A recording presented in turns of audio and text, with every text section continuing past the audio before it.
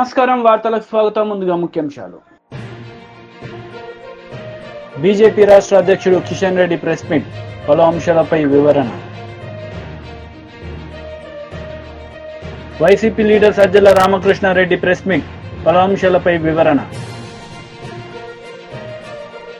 BJP రాష్ట్ర అధ్యక్షుడు Kishan Reddy media సమావేశం నిర్వహించారు. ఈ సందర్భంగా పలు అంశాలపై ఆయన మాట్లాడారు. ఎన్నడూ లేని విధంగా ఎన్నికలకు ముందు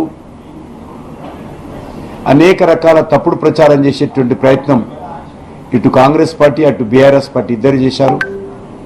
అది రాజ్యాంగం విషయంలో కావచ్చు, రిజర్వేషన్ల విషయంలో కావచ్చు, మోడీ గారి మీద వ్యక్తిగతంగా విమర్శించడం కావచ్చు. తెలంగాణ ప్రజలు పూర్తిగా దానికి వ్యతిరేకంగా ప్రతిస్పందించారు.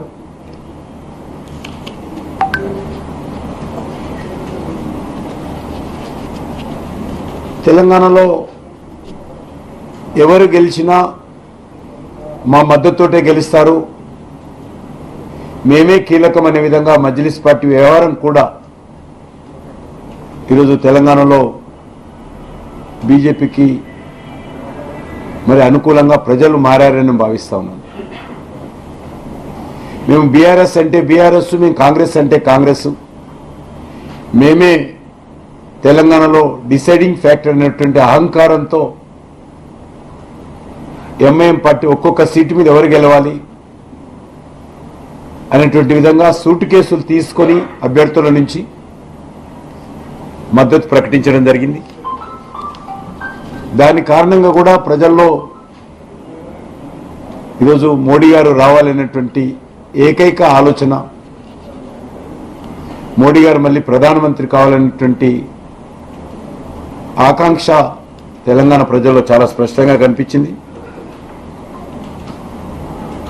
ముఖ్యంగా గ్రామీణ ప్రాంతాల్లో అనేక గ్రామాలు కాంగ్రెస్, బీజేపీ, బీఆర్ఎస్ కూర్చొని ఈసారి మన గ్రామం నుంచి మెజార్టీ ఓట్లు మోడీ గారికి వేద్దామనేటువంటి నిర్ణయం తీసుకోవడం అనేటువంటిది చాలా గ్రామాల్లో జరిగింది. అది కూడా 1-2 రోజుల ముందే పూర్తి స్థాయిలో నిర్ణయం తీసుకున్నారు వాళ్ళు. దాని పర్యవసానమే ఈరోజు గ్రామీణ ప్రాంతాల్లో ఎక్కువ శాతం ఓట్లు బీజేపీకి అనుకూలంగా రావడం ఏదైతున్నదో చాలా స్పష్టంగా కనిపిస్తూ ఉంది. ఇన్నాళ్ళు బీజేపీ లేనటువంటి గ్రామాల్లో కూడా, బలంగా లేనటువంటి గ్రామాల్లో కూడా ఓటింగ్ శాతము మోడీ గారికి అనుకూలంగా, బీజేపీకి అనుకూలంగా చాలా స్పష్టంగా కనిపిస్తుంది. ముఖ్యంగా మహిళలు, యూత్ చాలా పెద్ద ఎత్తున బీజేపీకి అనుకూలంగా ఓటింగ్లో పాల్గొన్నారు. ఏదైతే Revanth Reddy and company, KTR and company వీళ్ళు రాజ్యాంగం మారుస్తారు, రిజర్వేషన్ ఎత్తేస్తారని ఇద్దరు పల్లవి ఎత్తుకున్నారు. ముందు కాంగ్రెస్ ఎత్తుకున్నటువంటి పల్లవి మేమే వెనుకబడిపోతామనే ఉద్దేశంతో బీఆర్ఎస్ కూడా అదే పల్లవి ఎత్తుకున్నది. కానీ ప్రజలు ఆ స్టేట్మెంట్ చూసి నవ్వుకుంటున్నారు. ఈ దేశంలో రిజర్వేషన్స్ ఎత్తేసేటువంటి శక్తి ఎవరికీ లేదు. ప్రధానమంత్రి గారు ఒక మాట ముందుకెళ్ళి అన్నారు, డాక్టర్ బాబాసాహెబ్ అంబేద్కర్ గారు అనుకున్నా కూడా రిజర్వేషన్ ఎత్తేయలేరు. అటువంటి విధంగా ఈరోజు పటిష్టంగా ఈ దేశంలో రిజర్వేషన్స్ అమలు జరుగుతూ ఉన్నాయి. నా కంఠంలో ప్రాణం ఉండగా రిజర్వేషన్స్ నిర్వీర్యత కానివ్వను. మరింత అంకిత భావంతో రిజర్వేషన్స్ను అమలు. టీడీపీ పోలిట్ బ్యూరో సభ్యులు వర్ల రామయ్య మీడియా సమావేశం నిర్వహించారు. ఈ సందర్భంగా పలు అంశాలపై ఆయన మాట్లాడారు. ప్రజాస్వామ్యం రాష్ట్రంలో పరిఢవిల్లుతుంది. అప్పుడే రాజ్యాంగపరమైన పరిపాలన వస్తుంది, అప్పుడే ప్రజా పరిపాలన వస్తుందన్న నమ్మకంతో వాళ్ళు చూపించిన ఆశలకి ఆశపడలేదు. వాళ్ళు ప్రలోభ పెట్టారు, ప్రలోభ పడలేదు. వాళ్ళు భయపెట్టారు, భయపడలేదు. కర్రలతో కొట్టారు, భరించారు. రక్తం ధారలుగా కారుతున్నా కూడా భరించారు, ఓర్పుగా వెళ్ళి ఓటు వేశారు. మరి ఒక మహిళ తల చితికిపోయినా కూడా నేను ఓటు వేయాల్సిందని ఆ మహిళ చెయ్యి అడ్డం పెట్టుకొని పోలింగ్ బూత్లోకి వెళ్తే నరహంతకులైన వీళ్ళ గుండె మనస్సు కరగలేదు. అంతటి దుర్మార్గులు వాళ్ళు. రాష్ట్రం అంతా కూడా అన్ని చోట్ల అరాచకం సృష్టించారు, దౌర్జన్యం సృష్టించారు. ఓడిపోతూ ఉన్న నిరాశ నిస్పృహలు వాళ్ళకి వెంటాడుతూ ఉన్నాయి. నిరాశ నిస్పృహలతోటి వైకాపా పార్టీ, జగన్మోహన్ రెడ్డి గారు అనే టీం కొట్టుమిట్టాడుతున్నారు. ఫ్రస్ట్రేషన్ అంటాం ఇంగ్లీష్లో. ఫ్రస్ట్రేషన్తో కొట్టుమిట్టాడుతూ ఇష్టం వచ్చినట్లుగా అలజలు సృష్టించి కనిపించిన తెలుగుదేశం పార్టీ కార్యకర్తలందరూ కూడా కొట్టాలని భావించారు. లేదా మాచర్లలో ఏంటండి అరాచకం ఏంటండి? అలా పోలీసు వ్యవస్థ అసలు ఉన్నదా? పోలీసు వ్యవస్థ వెంటనే ఆ పిన్నెల్లి బ్రదర్స్ ఇద్దరిని కాళ్ళు కొట్టి లోపల పడేద్దండి, మెడబెట్టి గంటి లాకప్లో తాళం వేసేద్దు లాకప్కి. వాళ్ళిద్దరిని ఎట్లా అలౌ చేస్తారండి? ఆ వీడియో మా వాడు కారులో వెళ్తూ వీడియో తీశాడు. అక్కడ ఏదో యుద్ధానికి వెళ్తున్నట్టుగా రాడ్లు పట్టుకొని, కర్రలు పట్టుకొని, కత్తులు పట్టుకొని వాళ్ళు వెళ్తూ ఉంటే చోద్యం చూస్తారా పోలీసులు? తమాషా చూస్తారా పోలీసులు? మీరేమో సినిమా పోలీసా? మీరేమన్నా నిజమైన పోలీసా? చట్టాన్ని కాపాడవలసిన మీరు, ధర్మాన్ని కాపాడవలసిన మీరు, చట్టబద్ధంగా వ్యవహరించవలసిన మీరు కర్రలు కత్తులతోటి వాళ్ళు వెళ్తుంటే చోద్యం చూస్తారా? వాళ్ళ కార్డౌన్ చేయొద్దు, వాళ్ళని పికప్ చేయొద్దు, ప్రివెంట్ వర్క్ చేయొద్దు, ఏం చేయకుండా చోద్యం చూస్తున్న ఈ పోలీసు వ్యవస్థని ఏమనాలో మాకు అర్థం కాలేదు. ఎలాగా వాళ్ళు బయట తిరిగి అర్హత ఏముంది? పిన్నెల్లి బ్రదర్స్కి కాళ్ళెర కొట్టి లోపల పడేయాల్సింది పోయి ఎలా చేస్తారా? అక్కడ చంద్రగిరిలో ఆ నాని అతను చాలా డొసైల్ మ్యాన్, చాలా మెతక మనిషి, మంచివాడు అతని ఇష్టం ఆయన చంపాలని ప్రయత్నం చేశారు. There is a clear case of attempt to kill him. అతను చంపడానికి ప్లాన్ చేశారు.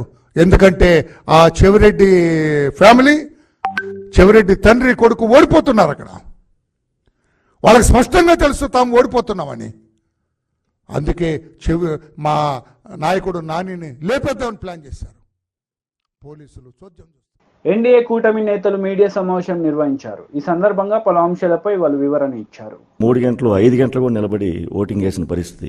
ఇంత ఉత్తేజంగా నిన్న కొన్ని చోట్ల గొడవలు సృష్టించినా కానీ కావాలని 4-5 ఆ టైంలో ఓటింగ్ పెరిగిపోతుంది, పర్సంటేజ్ పెరిగిపోతుంది, ఎక్కడో ఇదైపోతామని చెప్పి వాళ్ళు విచక్షణ కోల్పోయి ప్రవర్తించినా కానీ ఓట్లు మీరంతా కూడా నిలబడి ఓటు వేసినందుకు ఒక మంచి వైపు, ధర్మాన్ని వైపు మీరు చేయటం నిజంగా చాలా సంతోషం అనిపించింది. అందుకే ప్రత్యేకంగా మీకు ధన్యవాదాలు చెప్తా ఉన్నాం. అలాగే మా పార్టీ తరఫున కార్యకర్తలు, నాయకులు, అలాగే తెలుగుదేశం పార్టీ తరఫున కార్యకర్తలు, నాయకులు, అలాగే బీజేపీ తరఫున కార్యకర్తలు, నాయకులు కూడా అసలు ఉమ్మడిగా ఎక్కడా కూడా ఎటువంటి ఇది లేకుండా కలిసిమెలిసి రాష్ట్రంలో ఒక మంచి వైపు ప్రయాణించాలని చెప్పి మా నాయకులు, కార్యకర్తలంతా కూడా నిలబడినందుకు వారికి కూడా ఈ సభాముఖంగా వారికి కూడా ప్రత్యేక ధన్యవాదాలు తెలుపుతున్నాను. Thank you. బీజేపీ నుంచి పెద్దలు, సీనియర్ నాయకులు శ్రీ దినకర్ గారు. 25కి 25 పార్లమెంటు స్థానాలు సాధించేటటువంటి దిశగా ఒక తీర్పుని ఇవ్వబోతున్నారా అనేటటువంటి విధంగా ఏదైతే ఓటర్లు వారి యొక్క కర్తవ్యాన్ని నిర్వర్తించారో దానికి కృతజ్ఞతలు తెలపాలి అనేటటువంటి ఉద్దేశంతో ఈ యొక్క విలేకరుల సమావేశాన్ని ఏర్పాటు చేయడం జరిగింది.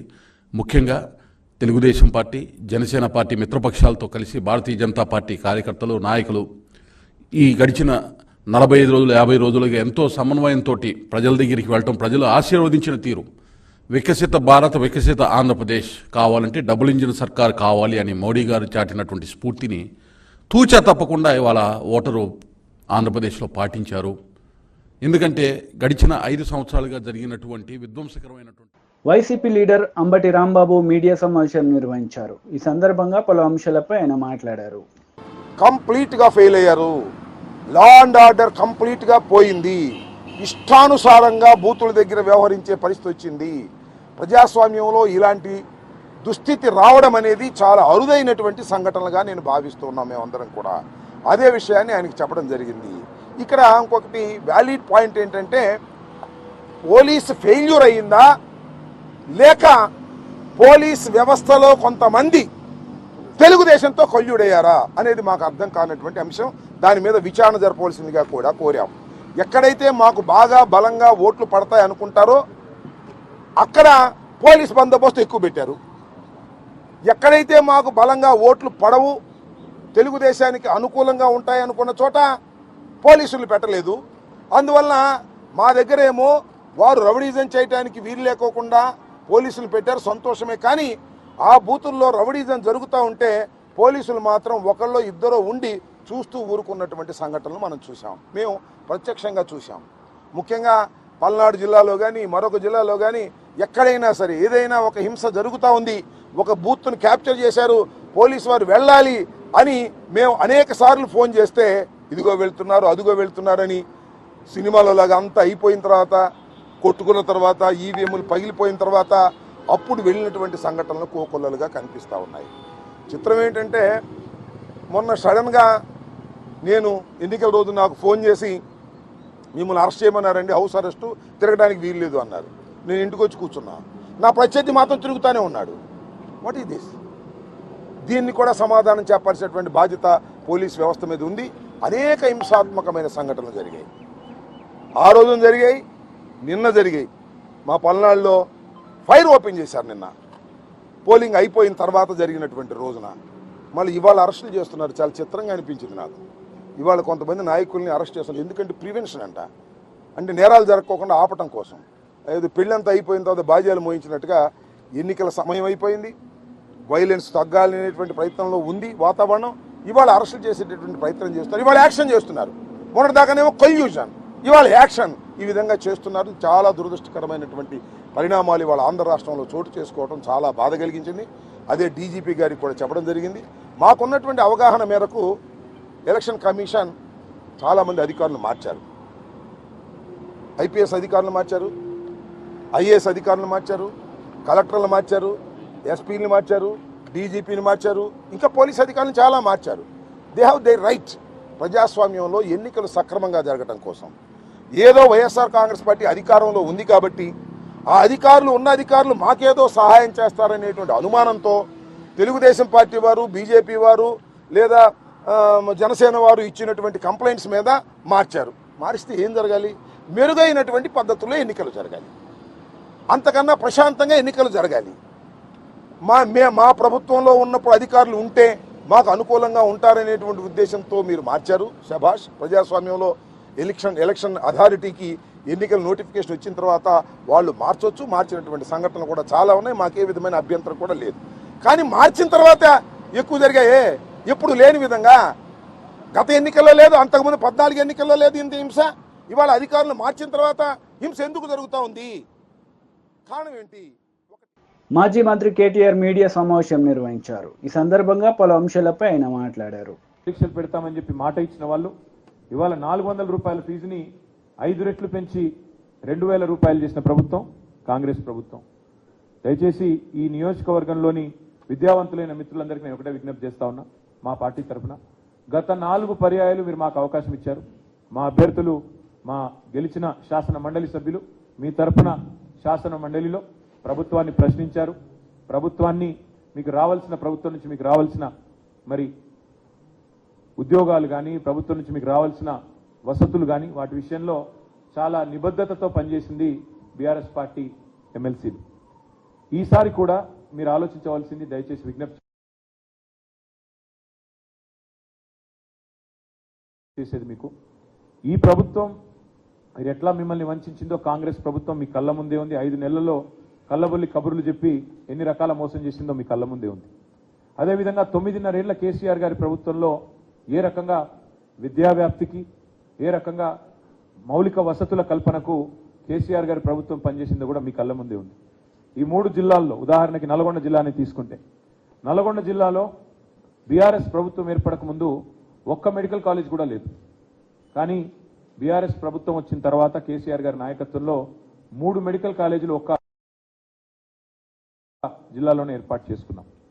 అదే మాదిరిగా కొత్త జిల్లాల ఏర్పాటు మాత్రమే కాకుండా ప్రతి జిల్లాలో విద్యా వ్యాప్తికి, విద్యావంతుల అభ్యున్నతికి చాలా చిత్తశుద్ధితో పనిచేసింది కేసీఆర్ ప్రభుత్వం. భారతదేశంలోనే అత్యధికంగా ఉద్యోగులకు, ఉపాధ్యాయులకు పే స్కేల్ ఇచ్చింది. 73% మరి ఆనాడు ఫిట్మెంట్ ఇచ్చింది బీఆర్ఎస్ ప్రభుత్వం. అదే మాదిరిగా 2 లక్షల ఉద్యోగ నియామకాలు. ఇవాళ రేవంత్ రెడ్డి గారు ఎంత పచ్చి మోసం చేస్తా ఉన్నారంటే, కేసీఆర్ ప్రభుత్వం ఇచ్చిన 30,000 ఉద్యోగాలు కూడా నేనే ఇచ్చినానంటూ, అసలు ఒక నోటిఫికేషన్ ఇవ్వకుండా ఒక్క నోటిఫికేషన్ ఇవ్వకుండా ఒక్క పరీక్ష కూడా కండక్ట్ చేయకుండా 30,000 ఉద్యోగాలు నేనే ఇచ్చినానని ముఖ్యమంత్రి గారు బొంకుతుంటే, పచ్చి అబద్ధాలు చెబుతుంటే పత్రికల్లో టీవీలలో నిజంగా నవ్వాలో ఏడవాలో తెలియని పరిస్థితి. ఒక సంవత్సరంలో 2 లక్షల ఉద్యోగాలు ఇస్తామన్నారు రేవంత్ రెడ్డి గారు. సంవత్సరంలోనే గెలిచిన మొదటి సంవత్సరంలోనే 2 లక్షల ఉద్యోగ నియామకాలు పూర్తి చేస్తామని చెప్పి మాట ఇచ్చి గెలిచి వచ్చింది రేవంత్ రెడ్డి ప్రభుత్వం. అందుకే విద్యావంతులైన మీ అందరికీ నా విజ్ఞప్తి, ఈ ప్రభుత్వానికి ఇప్పటికే 5 నెలల కాల పరిమితి ముగిసింది. ఇంకా 6 నెలల్లో 2 లక్షల ఉద్యోగాలు భర్తీ చేయాలి. మరి 2 లక్షల ఉద్యోగాలు భర్తీ కావాలి అంటే ప్రశ్నించే గొంతు ఉండాలి, ప్రశ్నించే పార్టీ ఉండాలి. ప్రజలకు న్యాయం జరగాలి, విద్యావంతులకు న్యాయం జరగాలంటే ప్రశ్నించే రాకేష్ రెడ్డి లాంటి ఉత్సాహవంతుడైన యువకుడు శాసన మండలికి రావాలి. ఇవాళ కావాల్సింది అధికార స్వరాలు కాదు, కావాల్సింది ధిక్కార స్వరాలు, కావాల్సింది తప్పకుండా ప్రశ్నించే స్వరాలు, తప్పకుండా ప్రభుత్వాన్ని నిలదీసే స్వరాలు కావాలి. అందుకే శాసన మండలిలో ఒక యువకుడు, ఉత్సాహవంతుడు, డెఫినెట్గా మీ అందరికీ కూడా రేపటి రోజున మేలు చేయగలిగే విద్యావంతుల తరపున మరి ఒక బ్లాక్ మెయిలర్ని ఎన్నుకుంటే రేపటి రోజున జరిగేది ఏంటంటే మళ్ళీ ఆయన ఎప్పటికప్పుడు పార్టీలు మార్చడమే కాకుండా ఎప్పటికప్పుడు మీడియాను అడ్డం పెట్టుకుని బ్లాక్మెయిల్ చేసే ఒక వ్యక్తి అవతల వైపు కాంగ్రెస్ పార్టీ నుంచి పోటీ చేస్తూ ఉన్నాడు. ఆయన ఎప్పుడు ఏ పార్టీలో ఉంటాడో తెలియదు, ఎప్పుడు ఎవరిని నిందిస్తాడో తెలియదు. అట్లాంటి వ్యక్తులకు కనుక అవకాశం ఇస్తే, గతంలో మనం నల్లగొండలో నయీంని చూసినాం, మళ్ళీ అట్లాంటి వాడిని ఇంకోని తయారు చేసినట్టు అవుతుంది. ఇట్లాంటి వ్యక్తులకు కనుక అవకాశం చట్టసభల్లో ఇస్తే దయచేసి. అందుకే ఏపీ ప్రభుత్వ సలహాదారు సజ్జల రామకృష్ణారెడ్డి మీడియా సమావేశం నిర్వహించారు. ఈ సందర్భంగా ఆయన మాట్లాడారు. పెట్టుకుని కూటమి విన్నప్పటి దగ్గర నుంచి మీరు గమనిస్తే ఓ ప్యాటర్న్, పూర్తిగా అధికారం అంతా వయా ఎన్నికల కమిషన్ తెలుగుదేశం పార్టీ దాంట్లోకి పోయిందా అని అనిపించే రకంగా వరుసగా జరుగుతూ వచ్చాయి. వరుసగా జరుగుతూ వచ్చిన సంఘటనలు ఏవైనా ఉన్నా అవి అగ్రెసివ్ పోస్చర్, అంటే యాజ్ ఇఫ్ అధికారం అనేదే నడుస్తోంది అక్కడ నుంచి. ఎన్నికల కమిషన్ అధికార దాంట్లో జోక్యం చేసుకోకూడదు, దాంట్లో దుర్వినియోగం అవుతుంటే కట్టడి చేయాలి. తప్పనిసరి అయినప్పుడు సరైన ఎంక్వైరీ చేసి పూర్తిగా ఆధారాలు ఉంటేనే యాక్షన్ తీసుకోవాలి. ఎక్కడన్నా ఒక్క ఇన్సిడెంట్లో మీకు అలాంటిది కనిపించిందా? ఎంత హడావుడిగా, అందులోనూ విచిత్రంగా భారతీయ జనతా పార్టీ అధ్యక్షురాలు చంద్రబాబు నాయుడు గారి వదిన పురంధేశ్వరి, బహుశా అది కూడా చరిత్రలో వరదు అనుకుంటా, అప్పుడే పాయింట్అవుట్ చేశాం. ఫలానా అధికారి మాకు వద్దు, ఆయన ఉంటే మాకు ఇబ్బంది అనగలడం సహజంగా అపోజిషన్లో ఉండేవాళ్ళు పెట్టుకోవచ్చు, వాళ్ళకి హక్కు ఉంటుంది. ప్లస్ వాళ్ళ భయాందోళన వాళ్ళకు ఉండొచ్చు, ఎన్నికల కమిషన్ దాన్ని అడ్రస్ చేయాలి. కానీ ఫలానా వాళ్ళను తీసేయండి అనడంతో పాటు ఫలానా వాళ్ళని వేస్తే బాగుంటుందని కూడా రికమెండ్ చేయడం బహుశా దేశ చరిత్రలో ఫస్ట్ టైం అనుకుంటా. అది కూడా ఈసీకి దృష్టికి తీసుకెళ్లాం, పెద్ద దాన్ని ఎవరు పట్టించుకున్నట్లేరు. సాక్షాత్తు సెంట్రల్లో అధికారంలో ఉన్న పార్టీ, కూటమి భాగస్వామిగా ఉన్న పార్టీ స్టేట్ అధ్యక్షురాలు, పైగా తెలుగుదేశం పార్టీ ఇక్కడ ప్రధాన భాగస్వామి తెలుగుదేశం పార్టీ అధ్యక్షుడు వదిన ఆమె. అక్కడే సగం ఎక్కడికి పోతుంది ఏదని డౌట్ వచ్చింది అందరికీ. ఆ తర్వాత మీరు గమనిస్తే బదిలీలు, ట్రాన్స్ఫర్లకు ఎక్కడన్నా రేషనల్ కానీ టీడీపీ వాళ్ళు కంప్లైంట్ ఇవ్వడం, ఈ పక్క నుంచి ట్రాన్స్ఫర్ చేసేయడం. 29 మంది అధికారులు, కీ అఫీషియల్స్, ఎన్నికల నిర్వహించాల్సిన దాంట్లో అత్యంత ఇంపార్టెంట్ దీంట్లో ఉన్న 29 మంది అధికారులను ట్రాన్స్ఫర్ చేస్తే అందులో 25 మంది పోలీస్ అధికారులే ఉన్నారు. ఏవైతే అక్కడ ఉన్న ఆ ప్రాంతం మీద అవగాహన గ్రూపులు కానీ లేదా సమస్యాత్మక జిల్లాల్లో ఉన్న అధికారులు ఉండడం ఎంత అవసరమో అక్కడే కరెక్ట్ ట్రాన్స్ఫర్లు ఎఫెక్ట్ చేశారు. పోనీ చేసేటప్పటికి వాళ్ళ మీద విత్ ప్రూఫ్ ఏదన్నా కంప్లైంట్లు ఉన్నాయో లేదు, జస్ట్ టీడీపీ వరుసగా 2-3 కంప్లైంట్లు పడేస్తుంది, వాళ్ళని ట్రాన్స్ఫర్ చేశారు. ఆఖరకు నంద్యాల ఎస్పీ నాకు రేపు పోలింగ్ అనగా అప్పుడేదో యాక్షన్ తీసుకోకపోతే వాళ్ళే మళ్ళీ ఎవరు అన్నట్టున్నారు. అప్పుడు అతన్ని అక్కడి నుంచి తప్పించాలంటే పోలింగ్ ప్రాసెస్ మొదలైనాక దాని ఇంపాక్ట్ పడుతుందని అంటే దానికి ఆయనకు ఛార్జ్ మేమో ఏదో ఇచ్చి నడుపుతున్నట్టున్నారు. హెరాస్మెంట్ అనేది బహుశా గవర్నమెంట్ డైరెక్ట్ కంట్రోల్ ఉన్న గవర్నమెంట్ కూడా చేయనంతగా, ముఖ్యంగా పోలీస్ అబ్జర్వర్ ఎవరో వచ్చిన వ్యక్తి, ఎవరైతే ఈరోజు మా వాళ్ళు కూడా రిప్రజెంటేషన్లో పెట్టారు, ఒక రిటైర్డ్ ఐపీఎస్ అధికారి విష్ణువర్ధన్ రావు ఎవరో టీడీపీ స్టాంచ్ సపోర్టరు, ప్లస్ ఆ సామాజిక వర్గానికి చెందిన వ్యక్తి, ప్లస్ దానికంటే ముఖ్యంగా సుజనా చౌదరికి సంబంధించిన గ్రూప్ వాటిలో కూడా భాగస్వామ్యం ఉండేవాడు, ఆయన కింద పనిచేసేవాడు. సుజనా చౌదరి అంటే ఎవరు అందరికీ తెలుసు, టీడీపీ ప్లస్ బీజేపీ రెండింటికి నాయకుడు ఆయన. ఇప్పుడు వెస్ట్లో పోటీ చేస్తున్నాడు. పోలీస్ అబ్జర్వర్ వచ్చిన రోజే ఆయనతో డిన్నర్, ఈయన అరేంజ్ చేసిన డిన్నర్ ఆయన వస్తాడు. అది అందరికీ తెలిసింది. ఈ విషయం కంప్లైంట్ కూడా ఇచ్చారు. పోలీస్ అబ్జర్వర్ దృష్టి కూడా ఇది పలానా ఆయన అని మా లీడర్లు వెళ్ళి కంప్లైంట్ ఇచ్చారు. ఆ తర్వాత వరుసగా జరిగినవన్నీ టీడీపీ ఆఫీసులో తయారైన అప్పుడు నిమ్మగడ్డ రమేష్ను పెట్టుకున్నట్టయితే స్టేట్ ఎలక్షన్ కమిషనర్గా టీడీపీ ఆఫీస్ నుంచి అట్లా తయారయ్యాయో, ఈసారి ఎలక్షన్ కమిషన్కు సంబంధించిన డైరెక్షన్స్ అన్ని కూడా పోలీస్ అబ్జర్వర్, ముఖ్యంగా పోలీస్ డిపార్ట్మెంట్కి సంబంధించి టీడీపీ ఆఫీసు వయ్యా ఆ పోలీస్ అబ్జర్వర్ అక్కడి నుంచి డిపార్ట్మెంట్కు రావడం, కొన్ని డైరెక్టే రిటర్న్ చేయడము, కావాల్సిన ఆధారాలు ఉన్నాయి. అయితే వీటి మీద మేము ఆ రోజే డిస్క్రీట్గా చెప్తూ వచ్చాం తప్ప, ఎందుకంటే ఎన్నికల commission is suppose to act impartially, plus దాని పర్పసే దానికోసం, ఎవరో ఒకరు అడ్వాంటేజ్ తీసుకోకుండా. ఇది ప్యాథటిక్ సిచ్యువేషన్ ఏంటంటే జనరల్గా రూలింగ్ పార్టీ అడ్వాంటేజ్ తీసుకుంటుంది అనుకుంటారు. ఇక్కడ మా పరిస్థితి అపోజిషన్ అంటే ఇదిగా ఉంది. టీడీపీ చెప్పింది వేదంలాగా జరిగింది. మీరు ఏ ఇన్సిడెంట్ అన్నా చూడండి, ట్రాన్స్ఫర్ చేసిన అధికారుల్లో దాదాపు 50%, 60% దాకా ఎస్సీ, ఎస్టీ, మైనారిటీ వర్గాలకు చెందిన వాళ్ళే. ఇంకా రెడ్డి సామాజిక వర్గానికి వెళ్తే 90% పైన కంప్లీట్ అయిపోతుంది. డీజీపీని వారం ముందు ట్రాన్స్ఫర్ చేస్తారు. అసలు కొత్త డీజీపీకి వచ్చే అవగాహన ఉంటుందా? జరుగుతుంది. ఇంటెలిజెన్స్ చీఫ్ అంతే. ఇంకా అందరినీ మార్చేస్తే వాట్ ఇస్ ద గ్యారంటీ? నువ్వు నిష్పాక్షికమైన తెస్తున్నావు, నిన్నెట్లా నమ్మాలి? నువ్వు ఎన్నికల కమిషన్ అనేది పర్టికులర్ అధికారి మీద కంప్లైంట్ వస్తే దాన్ని చెక్ చేసి ఆ ఆరోపణ నిజమా కాదా చూసి ఆ తర్వాత ఒక బ్యాలెన్స్డ్ డెసిషన్ తీసుకోవాలి. ఆ వెళ్ళిన వాళ్ళకి అవగాహన ఉందో లేదో చూసుకోవాలిగా. అసలు అది కూడా ఏం కనపడలా. దాని ప్రభావం వరుసగా ఇప్పుడు కనపడుతుంది. మీరు గమనిస్తే ఎక్కడైతే వీళ్ళు హఠాత్తుగా బదిలీలు చేశారో, ఆ బదిలీ చేసిన దగ్గరే సమస్యలు మొదలైనవి. బదిలీ చేసిన వాటి దగ్గరే అటాక్స్ జరుగుతున్నాయి. ఇప్పుడు పల్నాడు జిల్లా, తిరుపతి, అనంతపురం, ప్రకాశం, ఇక్కడ ఎక్కడైతే ఇవి అయినాయో, పల్నాడు జిల్లా ముఖ్యంగా, ఈరోజు అనంతపురం దగ్గర తాడిపత్రి. నిన్న ఆ వీడియో చూస్తే ఆశ్చర్యం వేస్తుంది. టీడీపీ నాయకుడు వాళ్ళ అక్కడ ఆ కాలేజీ గ్రౌండ్స్ లో టీడీపీ కార్యకర్తలంతా 100 మంది జత చేస్తుంటే ఓ 20 మంది పోలీసుల పక్కన స్పెక్టేటర్స్ లాగా చూస్తున్నారు. ఇక్కడ మా శాసనసభ్యుడు విప్పు మన పిన్నెల్లి రామకృష్ణారెడ్డి, ఆయన భార్య మీద అటాక్ జరిగింది, కొడుకుకు తీవ్రంగా కొట్టారు. చంద్రగిరి అభ్యర్థి మీద అటాక్ జరిగింది, కారు తగలబెట్టారు. తర్వాత జరిగిన దానికి సంబంధించి మరుసటి రోజు ఏదో ఇన్సిడెంట్ జరిగిందని. వార్తలు ముగించే ముందు ముఖ్యాంశాలు మరోసారి. బీజేపీ రాష్ట్ర అధ్యక్షుడు కిషన్ రెడ్డి ప్రెస్ మీట్, పలు అంశాలపై వివరణ. YCP leader Sajjala Ramakrishna Reddy press meet, పలు అంశాలపై వివరణ. ఈ వార్తలు ఇంతటితో సమాప్తం. తిరిగి ప్రసారమయ్యే వార్తల్లో మళ్ళీ కలుద్దాం. అంతవరకు సెలవు. నమస్తే.